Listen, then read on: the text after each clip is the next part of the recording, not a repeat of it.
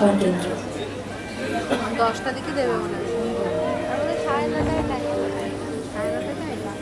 যেহেতু অনেকটা করে সময় প্রত্যেক দলের জন্য লাগছে, তাই সবার কাছে অনুরোধ, প্রত্যেকে মঞ্চের ডান দিকে এবং মঞ্চের বাম দিকে উপস্থিত থাকবে। এর পরবর্তীতে তেহাই নৃত্যকেন্দ্র মঞ্চের ডান দিকে এসে উপস্থিত হবে এবং মঞ্চের বাম দিকে উপস্থিত থাকবে বহরমপুর ইউথ কয়ার। পরবর্তীতে ছোটদের মজলিস, উদাসী ভৈরব, প্রত্যেকটা টিম তাদের সমস্ত শিল্পীদের নিয়ে মঞ্চে উপস্থিত হবে।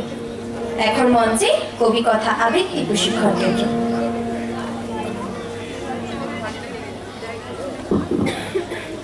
নমস্কার। কবিপক্ষের এই প্রভাতী অনুষ্ঠানে কবিগুরুর চরণে আমাদের প্রণাম জানিয়ে বহরমপুর কবি কথা আবৃত্তি প্রশিক্ষণ কেন্দ্রের নিবেদন আবার এসো রবীন্দ্র। সংকলন ও নির্দেশনায় নবনীতা পাত্র ওঝা দিদি ভাই। আমাদের কবি প্রণাম আবৃত্তি আলেখ্য